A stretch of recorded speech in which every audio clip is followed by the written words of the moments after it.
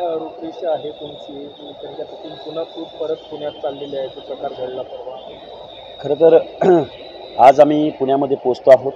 आज संध्याकाळी काही खाजगी वाहिन्यांबरोबर मुलाखती आहेत आणि उद्या परत मी मुंबईला जातो आणि महाराष्ट्रामधल्या एकूण स्थितीगतीसंदर्भात ओबीसीच्या विरोधी ज्या लोकांनी भूमिका घेतली त्या लोकांची मी यादी बनवलेली आहे आणि त्या दृष्टिकोनातून आम्ही प्रॅक्टिकली त्या मतदारसंघामध्ये आपल्याला कशा पद्धतीनं जाता येईल या दृष्टिकोनातून आम्ही काम करणार आहोत.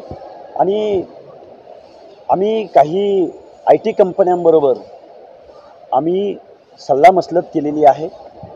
पुण्यामध्ये एक indialeader.com नावाची एक IT कंपनी आहे.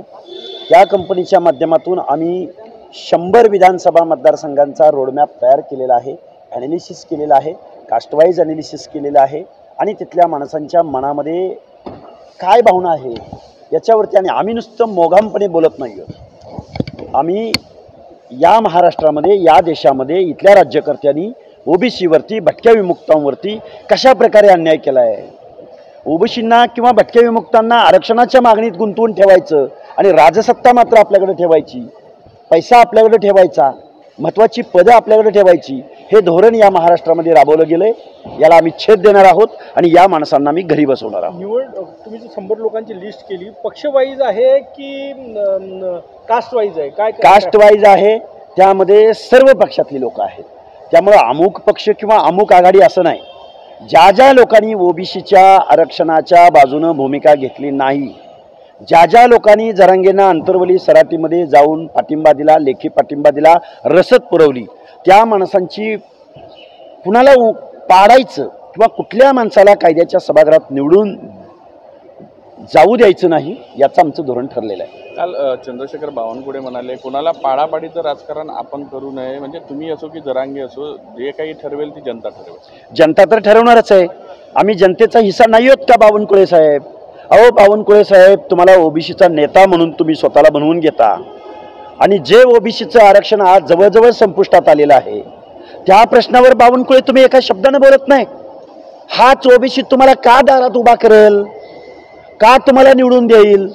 आणि पाडापाडी म्हणजे काय? राजसत्ता ही अंतिम आहे. ओबीसीच्या बाजूनं जर भूमिका घेणार नसतील तर त्या माणसांना आम्ही निश्चित पाडू. काल तुम्ही ज्यांच्यासोबत मंचावर होते चंद्रपुरात, ज्यांच्यासोबत रात्री तुम्ही जेवण केलं, ते वडेट्टीवार जी जरांगेकडे जाऊन आले आणि समर्थनही दिलं होतं, पहिले व्यक्ती होते जाणारे. काल माझ्या स्टेजवर माननीय वडेट्टीवार साहेब नव्हते. तुमच्या माहितीसाठी भेट आम्ही जरूर घेतली, परंतु पक्ष पार्टीच्या पलीकडे जाऊन ओबीसी हिताच्या विरोधामध्ये ज्यांची आम्हाला मदत लागेल त्या माणसांची आम्ही मदत घेणार, मार्गदर्शन घेणार. आणि ज्या लोकांनी ओबीसी आरक्षणाच्या बाबतीमध्ये बघ्याची भूमिका घेतली त्यांना मात्र आम्ही घरी बसवणार. काय भेटीमध्ये काय चर्चा झाली वडेट्टीवार?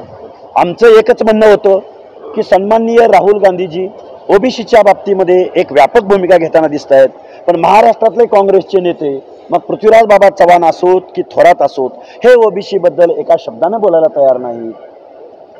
ज्या थोरात ज्या विधानसभा मतदारसंघातून येतात त्या मतदारसंघामध्ये ओबीसीची संख्या किती, त्यांना मतदान करत नाही का? या प्रश्नाची या बाबतीमध्ये आम्ही राहुल गांधीजींची आम्हाला वेळ मिळावी अशी आम्ही विनंती वडेट्टीवार साहेबांना केली.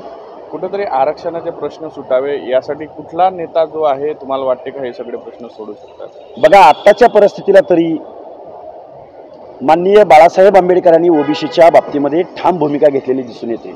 याच्या व्यतिरिक्त या महाराष्ट्रामधल्या प्रत्येक पक्षाच्या नेत्याला, आमदाराला, खासदाराला ओबीसी बद्दल बोलावं असं वाटत नाही. त्यांना मराठा समाजाच्या मताची भीती वाटते, परंतु 50% जास्त असणाऱ्या ओबीसीच्या मतांची भीती वाटत नाही. हे दुर्दैव आहे. या देशामध्ये आर्थिक नियोजनं अनेक झाली, पण सोशल जस्टिस, सामाजिक न्यायाच्या दृष्टिकोनातून मात्र या देशामधले आमदार खासदार बोलायला तयार नाही. छगन भुजबळांना शिवीगाळ करणारा जो होता त्याला अटक झालेली आहे काल बीडमधला तो. खरं तर भुजबळ साहेबांना शिवीगाळ तर चालूच आहे, पण भुजबळ साहेबांच्या गाडीवरती हातवारे करत हल्ला करायला धावून जाणारा जाधव नावाचा नराधम मिस्टर संभाजी भोसलेंचा कार्यकर्ता, त्याच्यावर कधी कारवाई होणार आहे?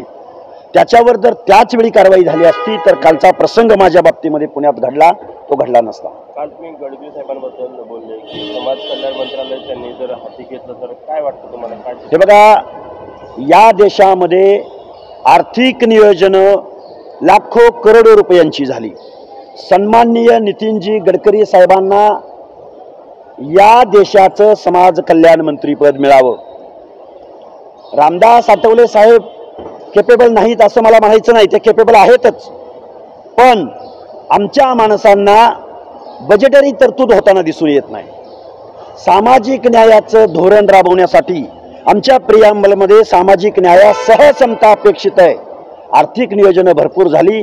1,00,000-2 लाख करोडचं बजेट नितीन गडकरी साहेबांना मिळावं.